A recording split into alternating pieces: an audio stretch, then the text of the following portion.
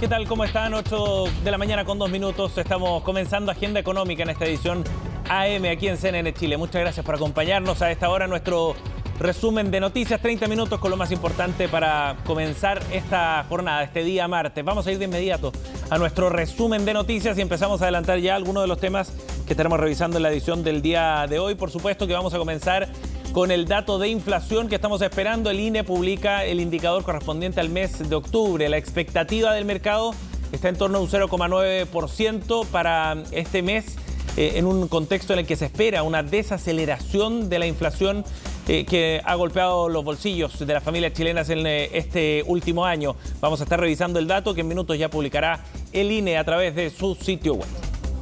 Y a propósito de la inflación, también vamos a estar revisando el efecto que esto está generando ya en los sueldos de los trabajadores chilenos. El índice de remuneraciones que conocimos el día de ayer muestra cómo nuevamente la inflación le quita poder adquisitivo a los trabajadores chilenos. Y eso es lo que se refleja en el índice de remuneraciones que publicó también el INE, con una caída superior al 2% en el acumulado de los últimos 12 meses, lo que refleja finalmente la pérdida de poder adquisitivo para las familias chilenas, no solo para los trabajadores, por supuesto. Es probablemente el efecto más concreto y más complejo también desde el punto de vista social de lo que significa el alza en el IPC. Lo vamos a estar revisando en detalle en una nota que hemos preparado para el día de hoy. Ayer la reforma previsional ingresó al Congreso. La Cámara ya comienza a discutir a partir del día de hoy esta reforma de pensiones que ha anunciado la semana pasada el presidente Gabriel Boric. El documento es bien interesante porque son más de 400 páginas, es un documento bien complejo, por supuesto.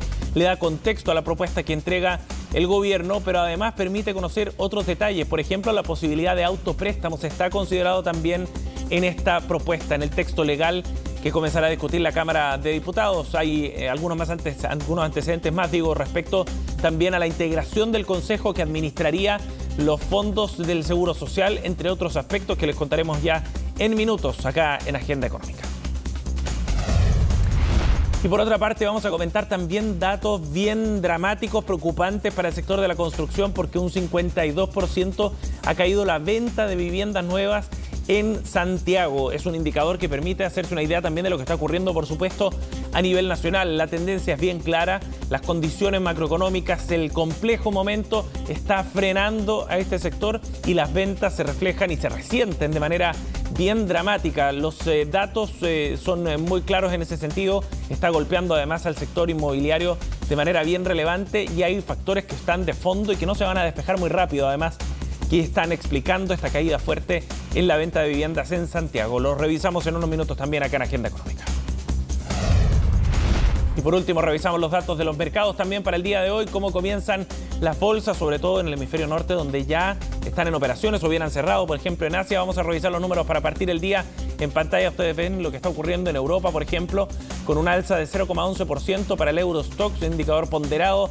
Londres cayendo hasta ahora 0,17%, mientras que más temprano ya hubo un cierre en positivo para el Nikkei japonés, 1,25%, mientras que el Hang Seng de Hong Kong cae 0,23% en el inicio de las transacciones. Aquí están mirando los mercados financieros, fundamentalmente en el ámbito político, lo que va a ocurrir hoy día en Estados Unidos, que va a ser un dato bien relevante. Las elecciones de medio término que se llevan a cabo en ese país y que van a ser bien determinantes para los planes que tenga Joe Biden en el gobierno norteamericano.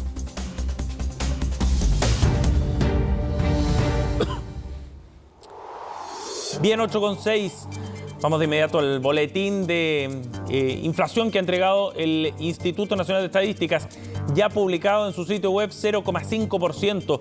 Es el dato de inflación correspondiente al IPC de octubre. Recién publicado nada más. Les contábamos que estábamos esperando este indicador y es una noticia bien favorable, bien positiva, porque es un indicador que está por debajo del 0,9% que estaba proyectando el mercado hasta ahora. Era lo que proyectaba la encuesta de operadores financieros, 0,9%. En septiembre había sido un 0,9% también. Estamos hablando de un indicador más bajo entonces, de 0,5% para el 10º mes del año. Y lo importante es que además se registra la tercera caída consecutiva de este indicador mensual. Ya son 4 meses entonces en los que va a la baja este indicador. El IPC acumulado en 12 meses también anota una caída, llega a un 12,8% y es un dato bien relevante pensando en el objetivo de ir frenando este ciclo inflacionario que está enfrentando nuestro país. ¿Cuáles son los temas que están incidiendo más en este indicador? El servicio de transporte aéreo, dice el informe del INE, que en octubre presentó un aumento mensual de 11,5%. El paquete turísticos también hay un aumento importante, 7,4%. Gastos comunes, que registró un alza mensual de 5%. Y también gasolina, que consigna un alza de 1,4%. Aparecen como los productos que están subiendo con más fuerza. Ahora, de todas maneras, a pesar de que suben, el ponderado total, el 0,5% del mes, es una caída bien relevante porque permite marcar esta tendencia de retroceso en el aumento de precios. La variación de 12,8% es la segunda variación en el acumulado de 12 meses consecutiva en comparación al 13,7% que se había registrado en septiembre del mes pasado, y es la segunda caída consecutiva, como decíamos, después de un año y medio en que este indicador, el IPC, acumulado en 12 meses, había ido subiendo de manera constante. Vamos a estar profundizando en este tema en la entrevista del día de hoy de Agenda Económica.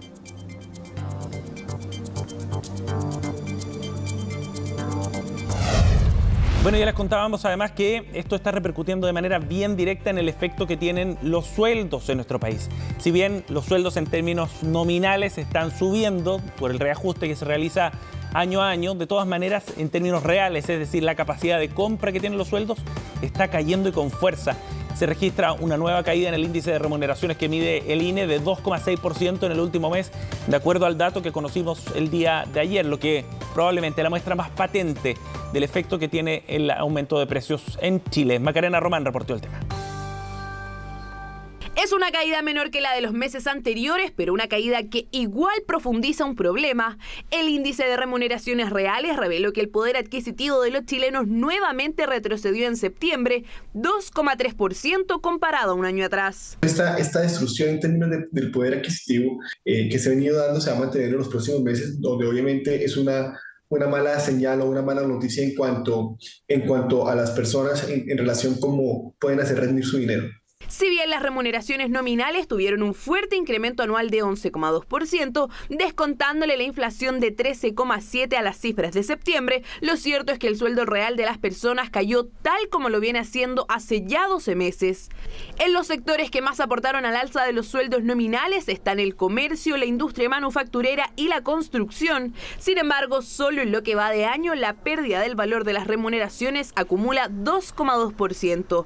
Y el panorama, de momento, no es alentador. Este fenómeno se va a seguir manteniendo de variaciones negativas en términos interanuales del índice de remuneraciones, pero van a ser relativamente o deberían ser más acotadas en la medida que la inflación paulatinamente empiece a ceder, digamos, y eso es en cierto modo lo que ya estamos viendo, por lo menos con la última información del último mes, y muy seguramente vamos a seguir viendo en los próximos meses de aquí en adelante. La proyección del mercado es que la inflación anual siga sobre 13% en los próximos meses, lo que aún significa pérdida de poder de compra para los trabajadores. Pese a ello, los expertos estiman que las empresas pueden implementar estrategias e incentivos para que los empleados reciban beneficios no monetarios.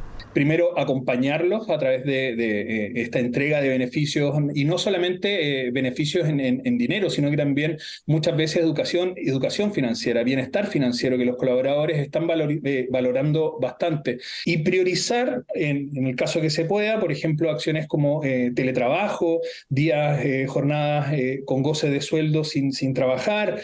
La inflación y sus efectos son preocupaciones transversales y de forma indirecta el gobierno está apostando a una estrategia que haría subir los salarios, eso sí, de forma marginal.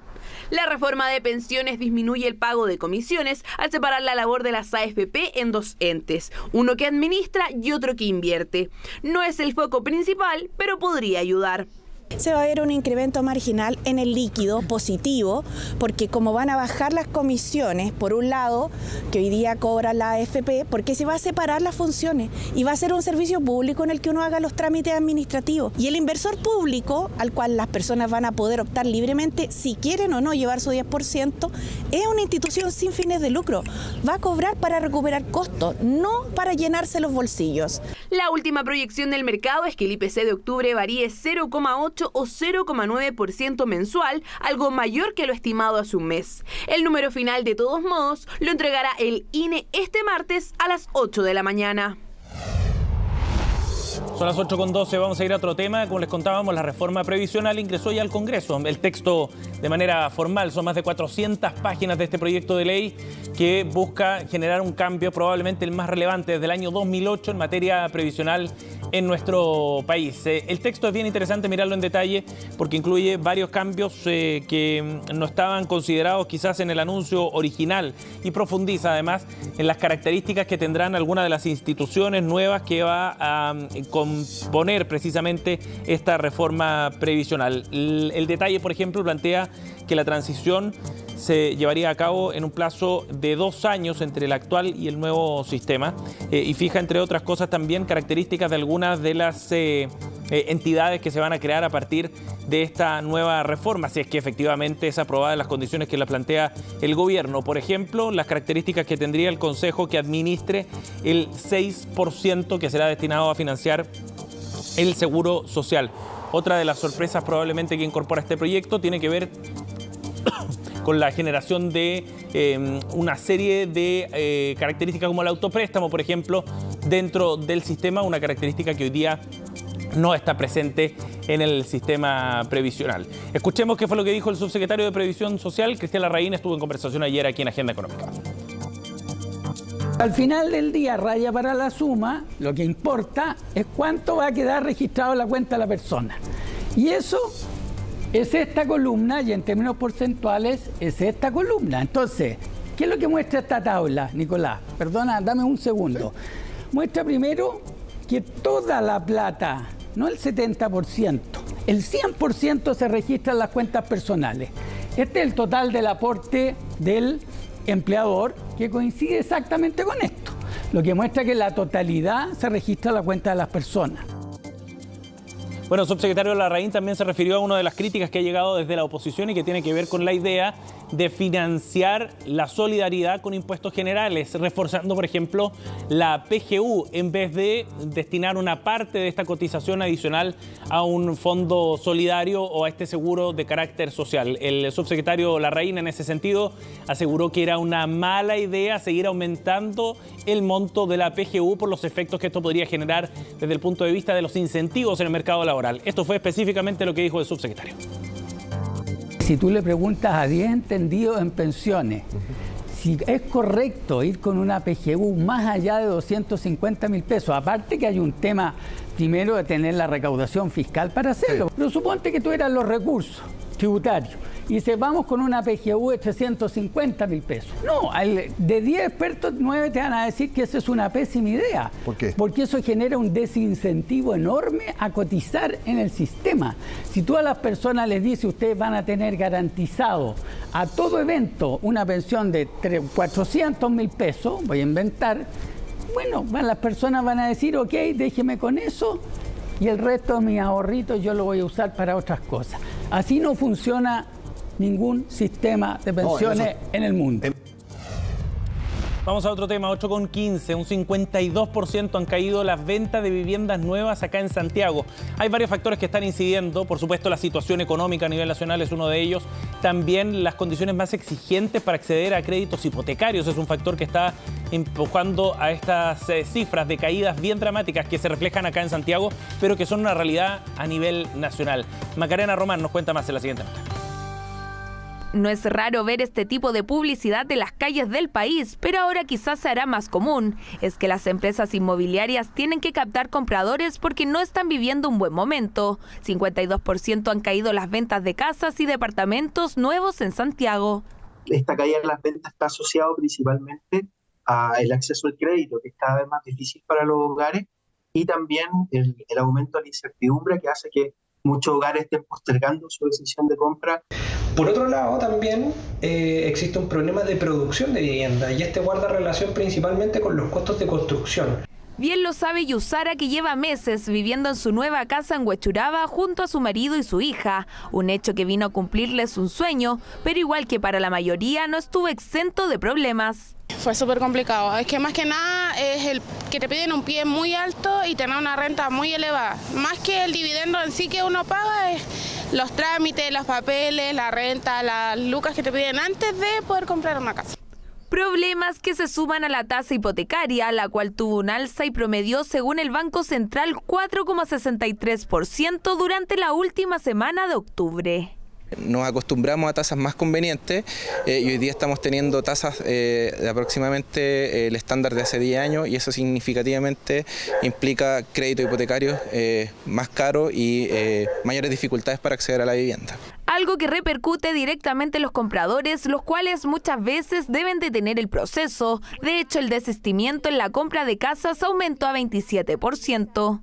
Que gente que en algún minuto compró una casa hace un par de trimestres anteriores, que hoy día llega al minuto de escriturar y se encuentra que ya no es sujeto a crédito por parte del banco. Y eso también ha dificultado que las personas digan, bueno, no puedo comprar.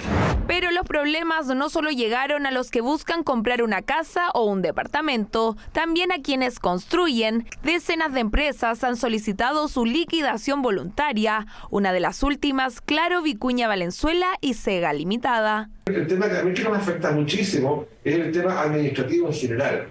Cuando se trazan los proyectos, cuando se demoran más allá de lo necesario, que implican financiamientos más largos, que implican problemas sobre todo en el sector financiero también. Palabras que llegaron en medio de la Comisión de Economía de la Cámara de Diputados, donde se habló de las consecuencias que puede provocar el quiebre de este tipo de empresas. En la instancia, el Ministerio de Obras Públicas detalló qué están haciendo para evitar esta situación. Una de las medidas más importantes que hemos tomado en estos meses es que prácticamente todos los contratos que tenemos desde el mes de septiembre en adelante, es decir, los nuevos contratos, tienen un sistema de reajuste en función del valor de los materiales. Los consejos de los expertos son a cotizar los créditos hipotecarios en diferentes entidades, ahorrar para entregar el total del pie sin endeudarse y si tienen la posibilidad de comprar ahora, no pensarlo mucho tiempo y hacerlo, ya que todo indica que las condiciones no cambiarán en al menos corto plazo. Bien, estamos de vuelta, 8:22, para analizar más en profundidad el dato que conocimos esta mañana respecto a la inflación en nuestro país. En el dato correspondiente a octubre llegó a un 0,5% la inflación y muestra un nuevo retroceso. Lo más interesante además es que la inflación acumulada en 12 meses también muestra un retroceso por segundo mes consecutivo. Vamos a conversar de estos temas junto al director de la Escuela de Ingeniería Comercial de la Universidad San Sebastián, ex subsecretario de Economía, Esteban Carrasco. ¿Cómo está, Esteban? Buenos días, gracias por el contacto. Bien, buenos días. Gracias por conversar con nosotros. Invitación. Esteban, bueno, es una buena noticia, pareciera, ¿no? Este dato de inflación, el mercado estaba esperando un 0,9% para octubre, es de un 0,5% finalmente. ¿Cuál es su interpretación de lo que está ocurriendo en el ciclo de altos precios que estamos viviendo en nuestro país? Bueno, sin duda que lo que hemos escuchado esta mañana de parte del INE es una muy buena noticia, sobre todo porque las expectativas eran mayores al 0,5% que informó el INE. Claro. Y también pensando que ayer, tú mismo lo mencionabas hace un momento atrás, ayer supimos el dato de salarios reales, entonces vemos que el poder adquisitivo de nuestros sueldos, de nuestros salarios ha disminuido en lo que va del año. Entonces, conocer este dato de inflación que es menor, se puede ver el vaso medio lleno, ¿cierto? Sí. Que las políticas que ha implementado la autoridad monetaria han logrado, en cierta forma, amortiguar los efectos de la inflación y es posible que estemos viendo ya los primeros resultados. Esteban, en ese sentido, el dato de inflación acumulado de los últimos 12 meses llega a un 12,8%. Baja respecto al mismo dato, pero que se había registrado en septiembre. ¿Estamos ya entonces dejando atrás el pic de inflación? ¿Usted cree que esta tendencia a la baja ya se está marcando de manera más nítida? Mira, eso es lo que efectivamente nos gustaría que sucediera. Ahora, como lo dije, lo mencionaba anteriormente, el Banco Central actuó muy tempranamente frente a los primeros indicios de alta inflación.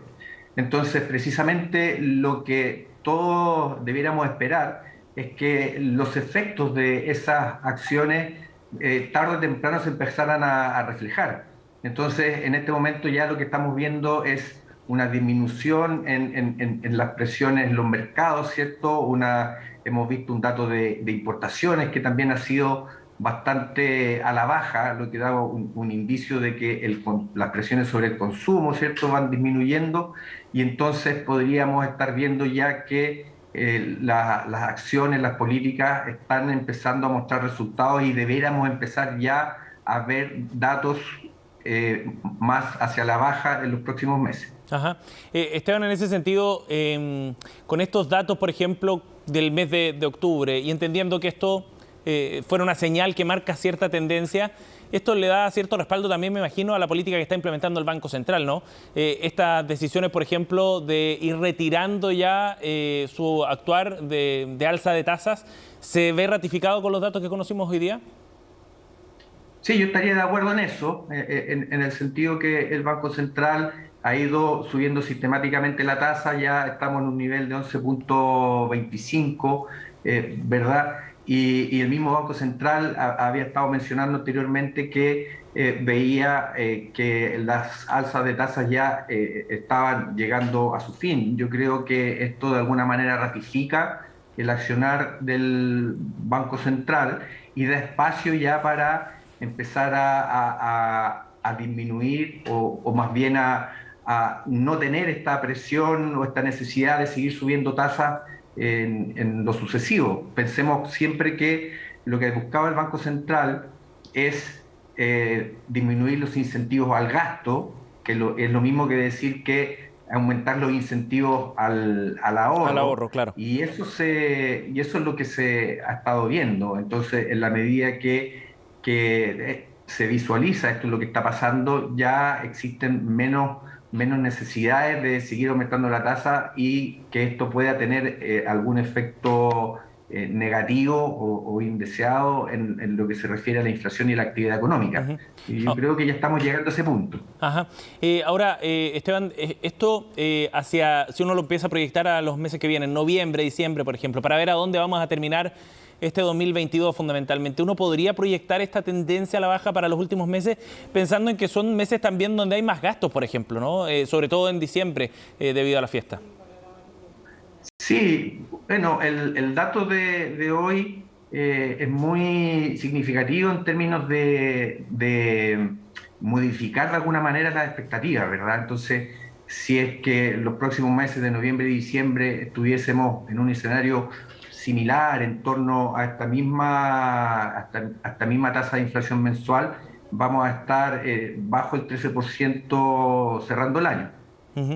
Esteban, uno de los temas que se ha discutido harto en los últimos meses tenía que ver con anclar expectativas, es decir, la mirada ya no al próximo mes o a los 2 o 3 meses siguientes, sino más bien la mirada a 12 meses, a 24 meses. Y es ahí donde había problemas, porque en las encuestas se reflejaba una inflación proyectada a 2 años más que estaba por sobre lo que desea el Banco Central, en torno al 3%.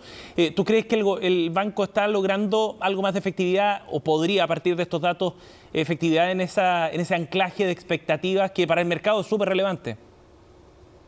Sí, yo comparto eso. Comparto que, bueno, en primer lugar, los mercados financieros se mueven en torno a las expectativas, ¿cierto? Sí. Lo que nosotros vemos en tasas de interés, sobre todo lo que son tasas de interés más de largo plazo, son solamente expectativas de lo que vaya a ocurrir en el futuro.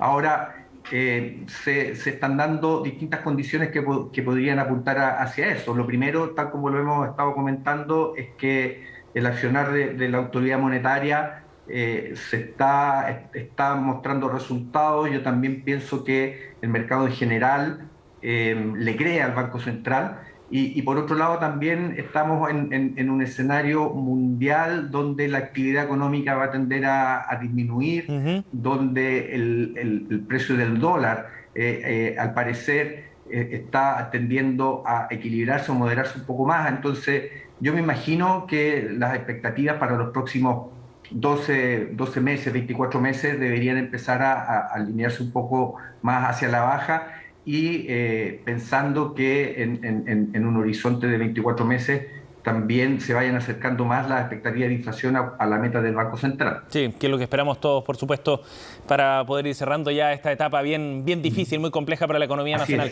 Esteban, gracias por conversar con nosotros esta mañana. Un gusto, que tenga muy buen día. Chao, gracias.